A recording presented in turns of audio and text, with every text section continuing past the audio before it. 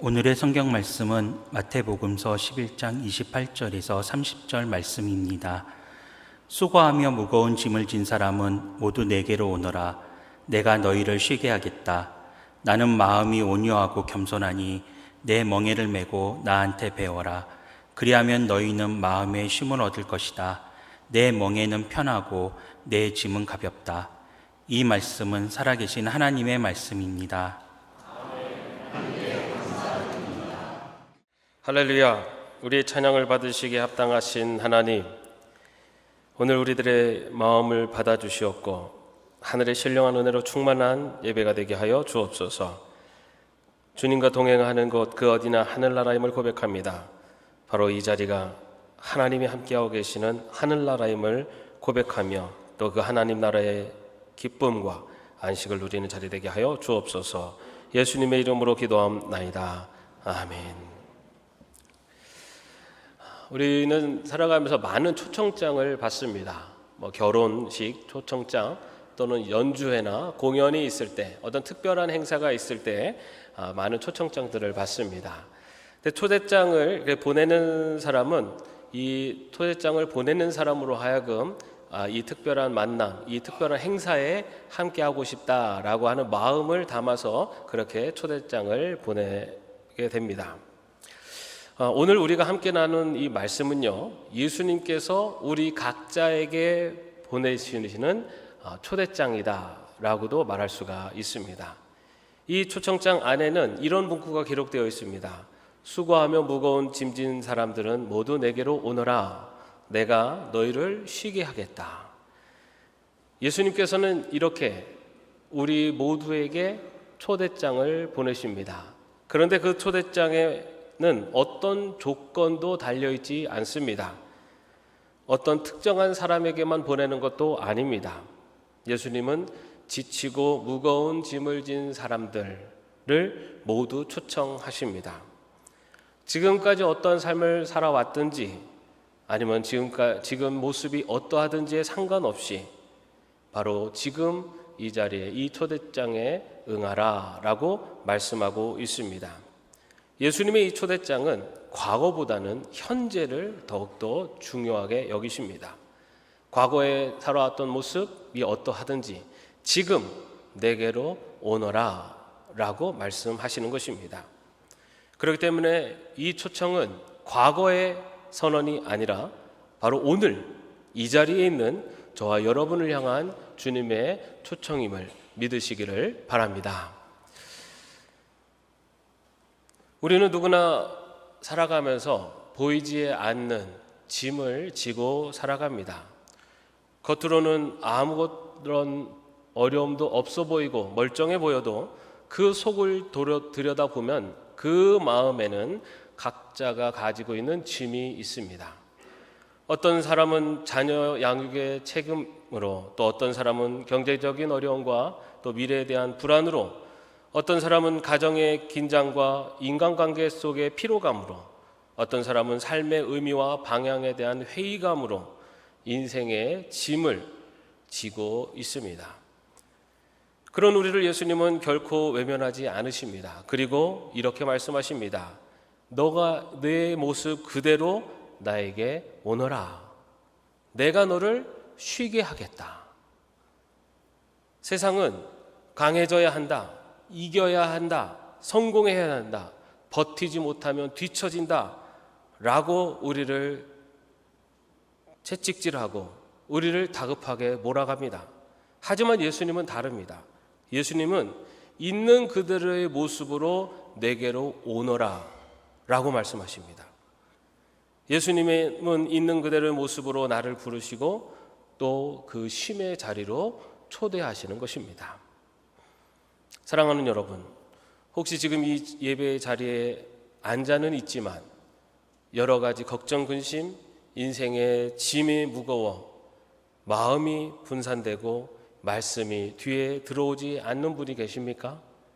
예수님께서 오늘 이렇게 말씀하십니다. 있는 모습 그대로 내게로 오너라. 내가 너를 쉬게 하겠다. 바로 이 은혜의 초청 앞에서 우리가 할 수 있는 일, 그리고 해야 하는 일은 단 하나입니다. 그 초청에 응답하는 것입니다.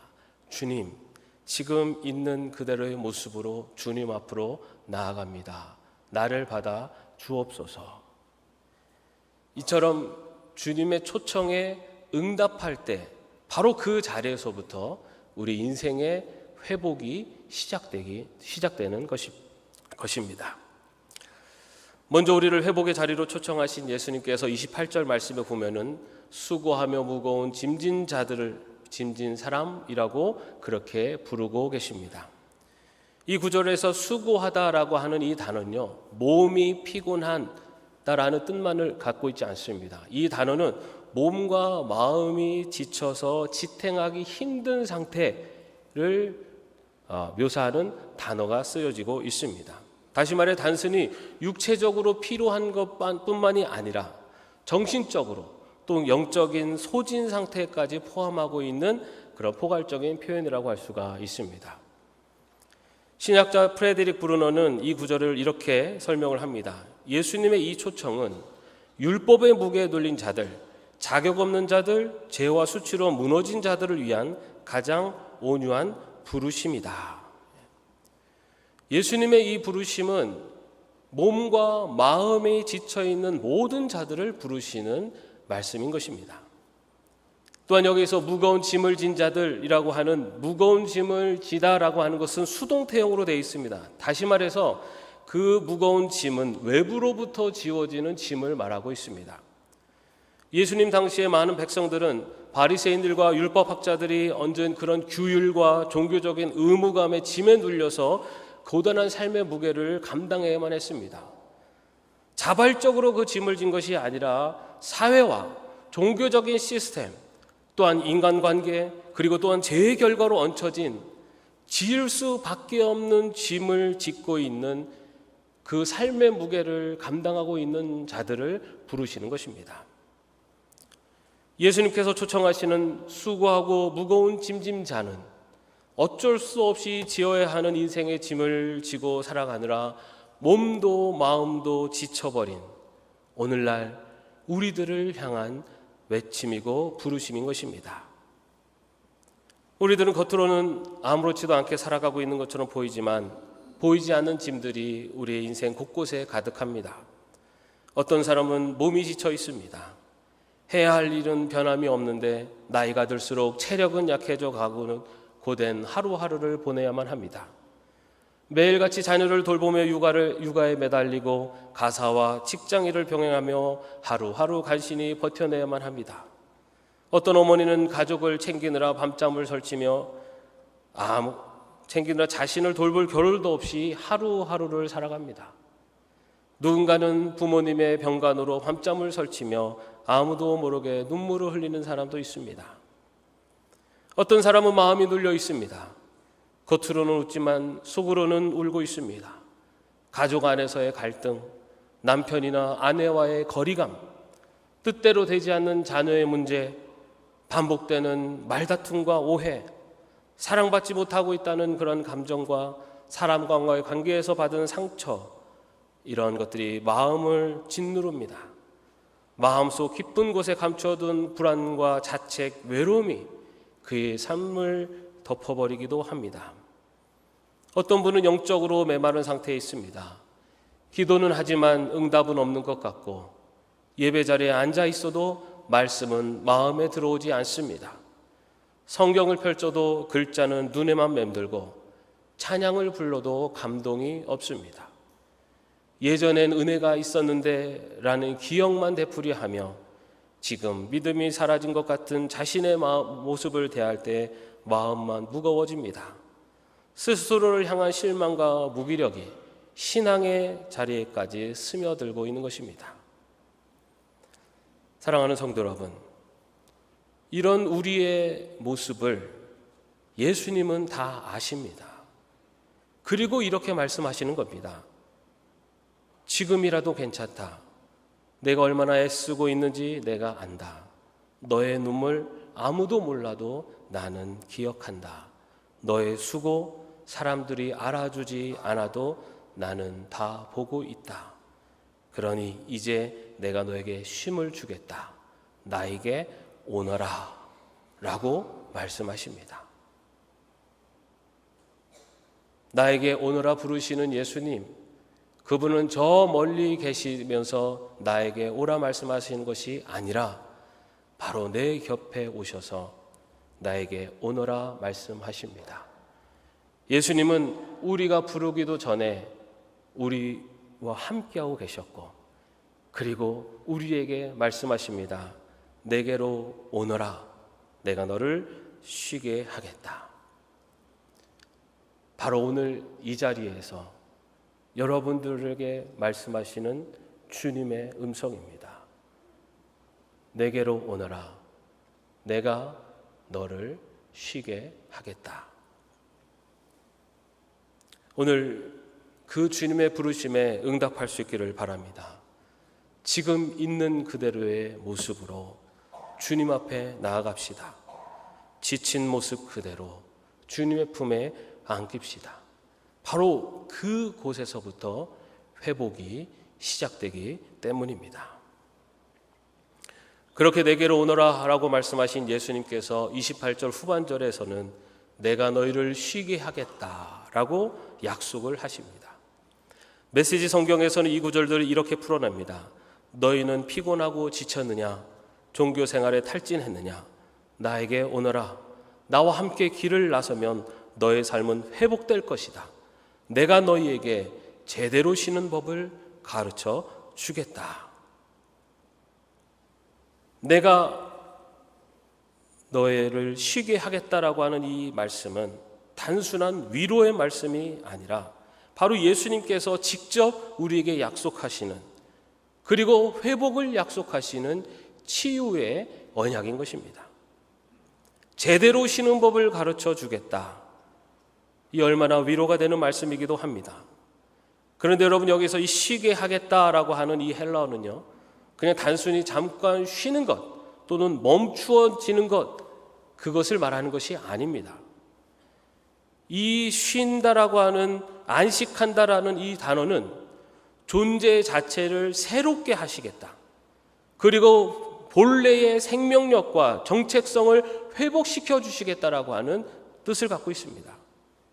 이것은 구약의 안식일 개념과도 맞닿아 있고, 창세기 2장 2절에 보면 하나님께서 창조 사역을 마치시고 안식하셨다라고 하는 그 말과 같은 어원을 갖고 있습니다. 다시 말해서 주님이 주시는 쉼은 단순히 일상의 삶을 멈추는 것이 아니라 새로운 삶으로 살아갈 수 있도록 다시 회복시켜 주시겠다라고 하는 약속의 말씀인 것입니다. 예수님께서 주시는 쉼은 지친 심령을 단순히 위로하시려고 하는 것이 아니라 깊이 고갈된 그 영혼이 다시 제 호흡을 찾을 수 있도록 하시겠다라고 하는 은혜의 약속인 것입니다. 사랑하는 성도 여러분, 우리에게 필요한 건 단순한 휴가나 외출이 아닙니다.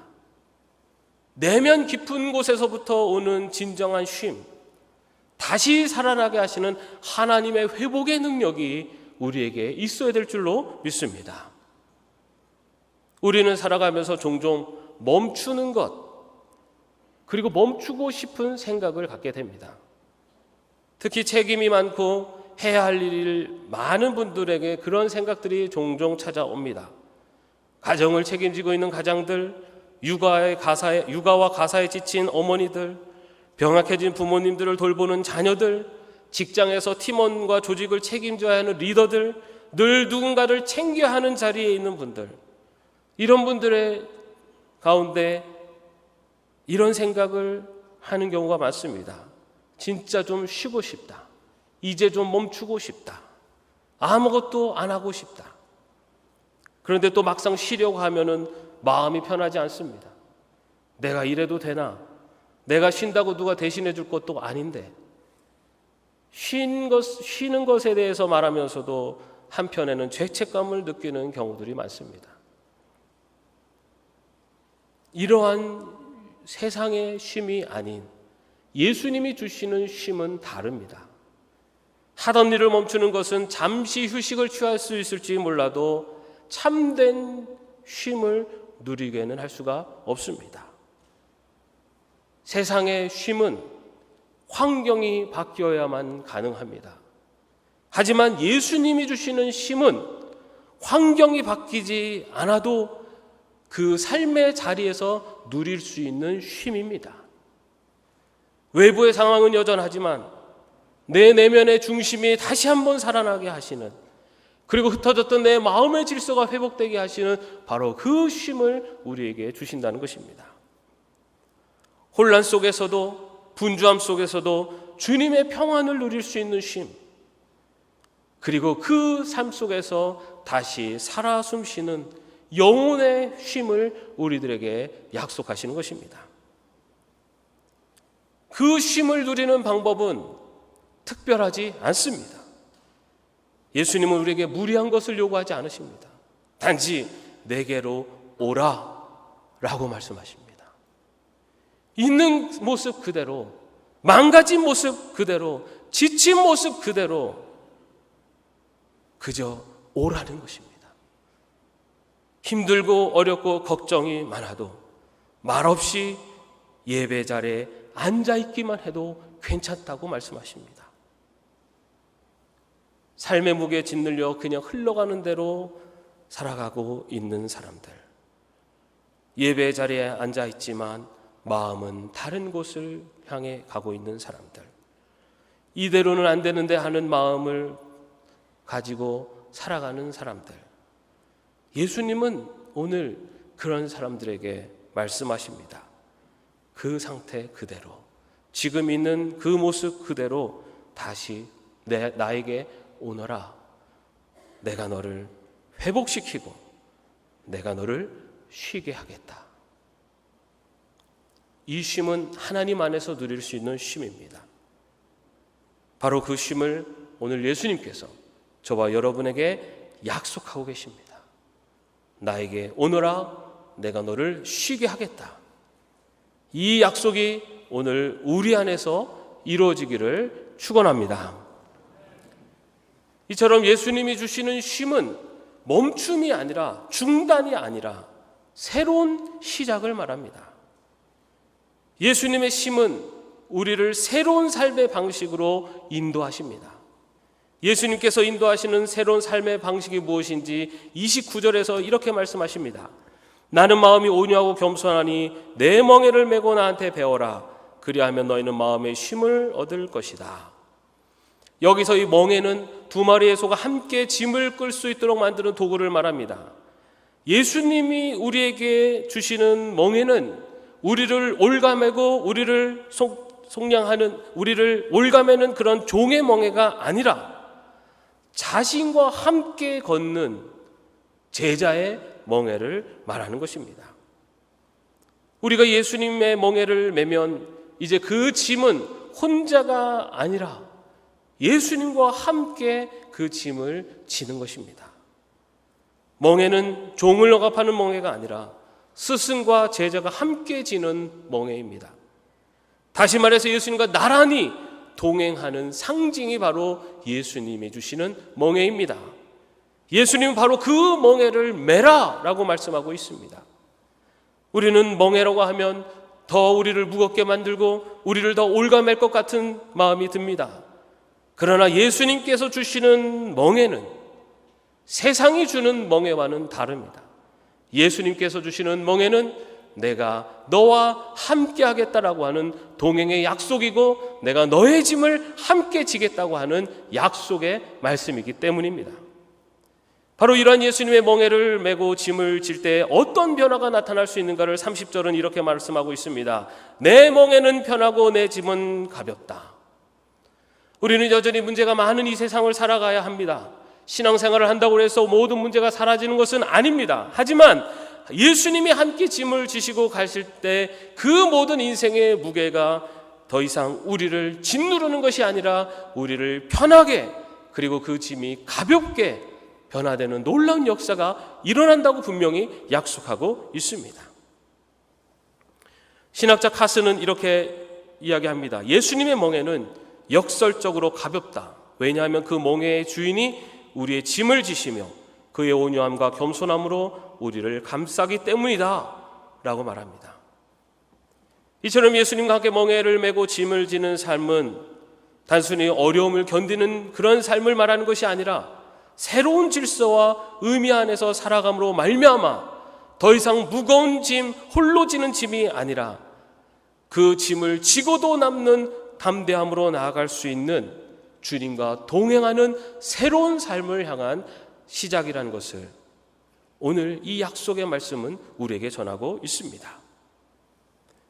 이전과 같은 삶을 살아가지만 주님께 나아오는 자는 바로 주님과 함께 걷는 길을 시작하는 것이고 그 순간부터 우리 인생의 짐의 무게가 달라진다라고 분명히 말씀하고 있습니다.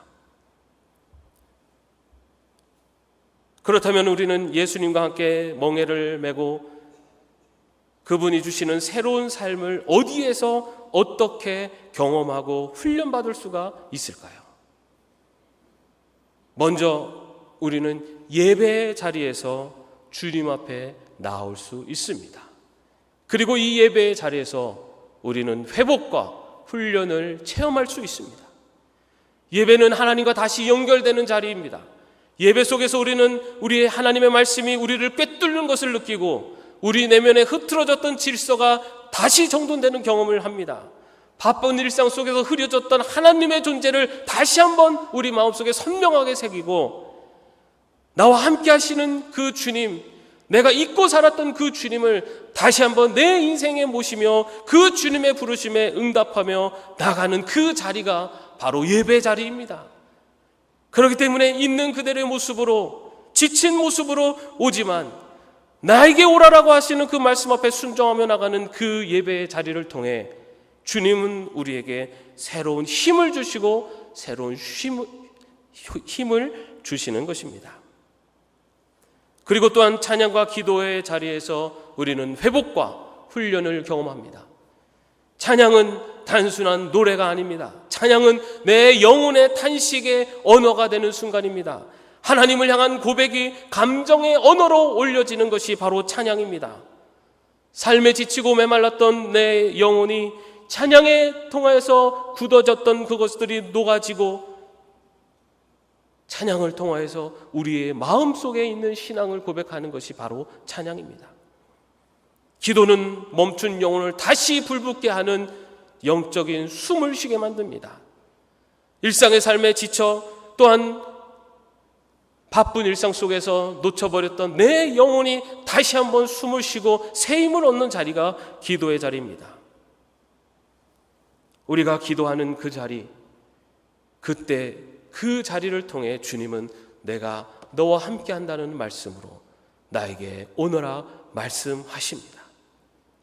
또한 우리는 공동체의 자리에서 회복과 훈련을 경험할 수 있습니다.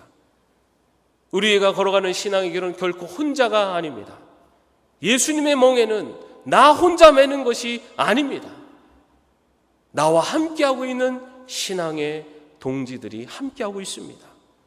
믿음의 공동체, 곧 우리가 함께 신앙생활하는 이 믿음의 공동체 안에서 서로의 짐을 나눠주고 서로를 위로하며 서로를 격려하며 주님의 멍에를 지는 한 가족임을 느끼며 고백하며 나갈 때 이제는 그 짐이 나 홀로 지는 것이 아니라 주님과 함께 믿음의 식구들과 함께하고 있는 힘을 얻고 위로를 받게 됩니다. 바로 그런 의미에서 이번 전교인 수련회는 예수님의 초청에 응답하는 자리입니다. 지친 몸과 마음, 메마른 영혼, 무거운 삶의 짐을 내려놓고 주님의 음성을 다시 듣는 자리, 주님과 함께 쉼을 경험하는 자리, 바로 그 자리가 전교인 수련회를 통해 우리에게 주시는 초청의 자리입니다. 그 자리는 개인의 회복만을 위한 자리만이 아닙니다. 우리 모두가 함께 하나님 앞으로 나가는 자리입니다. 우리 모두가 예수님의 초점에 응답하며 함께 가는 믿음의 자리입니다. 그 자리에서 다시 말씀을 붙들고 다시 기도를 회복하고 다시 순종의 믿음의 결단을 하는 곳, 바로 이번 전교인 수련회를 통해서 주님이 주시는 참된 쉼을 경험하고 고백할 수 있는 우리 모두가 되기를 바랍니다. 사랑하는 성도 여러분, 예수님은 지금 우리를 초청하십니다. 수고하고 무거운 짐진 자들아, 모두 내게로 오너라. 내가 너희를 쉬게 하겠다. 이 초청은 지친 우리를 향한 하나님의 부르심입니다. 지치고 상처 입은 자, 넘어지고 흔들리는 우리를 부르시는 음성입니다. 이제 우리가 그 부르심에 응답할 때입니다. 주님, 지친 모습, 상한 마음으로 왔습니다. 걱정과 근심을 가지고 왔습니다. 그러나 주님 오라 하시니 주님 앞으로 나아갑니다. 주님 나를 받아 주옵소서. 바로 이 믿음의 고백을 할 수 있기를 바랍니다. 이 고백이 주어지는 그 순간부터 내 짐은 편하고 내 짐은 가볍다라고 하시는 새로운 삶의 여정, 하나님이 주시는 새로운 삶의 시작이 바로 이 자리에서부터 일어날 줄 믿습니다. 주님과 함께 걷는 걸음, 그래야 해서 주님이 주시는 참된 쉼을, 참된 힘을, 참된 은혜를 고백하며 살아갈 수 있는 저와 여러분 되시기를 주님의 이름으로 축원합니다. 기도하겠습니다. 우리를 부르시는 하나님, 오늘 주신 말씀을 통해 우리 삶의 짐을 홀로 지고 가던 발걸음을 멈추게 하시고 다시 예수님 앞에 나오게 하시니 감사합니다. 이제는 주님의 멍에를 메고 주님과 함께 걸어가게 하여 주옵소서. 회복이 필요한 심령마다 은혜로 만져주시고 멈추었던 기도 위에 다시 불을 붙여주시며 무너졌던 믿음의 자리 위에 다시 소망을 채워 주옵소서. 주님이 주시는 참된 쉼을 누리며 살아갈 수 있는 저희 모두가 될 수 있도록 인도하여 주옵소서. 예수님의 이름으로 기도합니다. 아멘.